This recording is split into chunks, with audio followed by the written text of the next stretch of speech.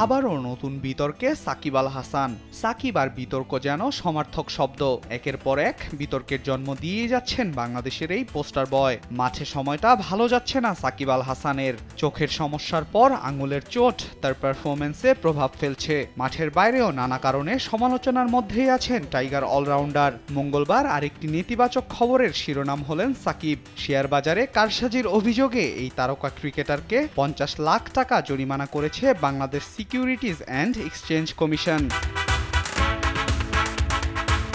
মঙ্গলবার অনুষ্ঠিত বিএসইসির 923তম কমিশন সভায় সাকিব সহ আরও কয়েকজনকে শেয়ার কারসাজির দায়ে জরিমানা করার সিদ্ধান্ত নেওয়া হয়। দুপুরে এক প্রেস বিজ্ঞপ্তিতে এ তথ্য জানিয়েছেন বিএসইসি।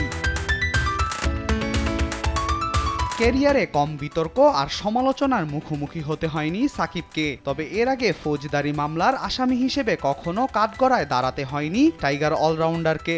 জুলাই আগস্ট মাসে বাংলাদেশে হওয়া ছাত্র জনতার আন্দোলনে নিহত হওয়া এক গার্মেন্টস কর্মী হত্যা মামলার আসামি হিসেবে নাম উঠে এসেছে গত দ্বাদশ জাতীয় নির্বাচনে মাগুরা 1 আসন থেকে আওয়ামী লীগের টিকিটে নির্বাচিত হওয়া এই সংসদ সদস্যর।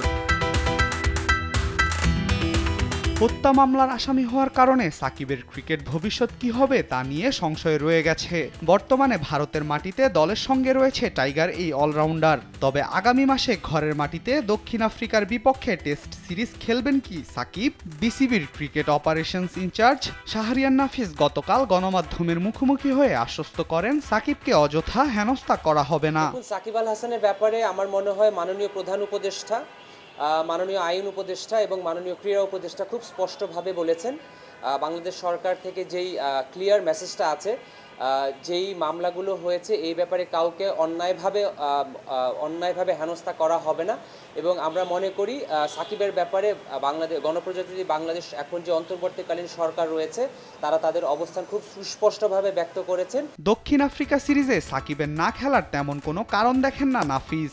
যদি চোটের সমস্যা না থাকে সেক্ষেত্রে দেশের মাটিতে আসন্ন সিরিজ খেলতে বাধা থাকছে না সাকিবের। ইনজুরি সমস্যা না থাকলে এবং সিলেকশন জড়িত কোনো ইস্যু যদি না থাকে, এখন পর্যন্ত সাকিব আল হাসানের বাংলাদেশে যে হোম সিরিজ আছে এটা না খেলার কোনো কারণ আমি ব্যক্তিগতভাবে দেখছি না। তবে কেরিয়ারের বেশিরভাগ সময়ই দেখা গেছে সব বিতর্ক পেছনে ফেলে সাকিবকে ফিরে আসতে। তাই বরাবরের মতোই সাকিব সব বিতর্ক পেছনে ফেলে মাঠে পারফর্ম করবেন এমনটাই আশা ভক্তদের।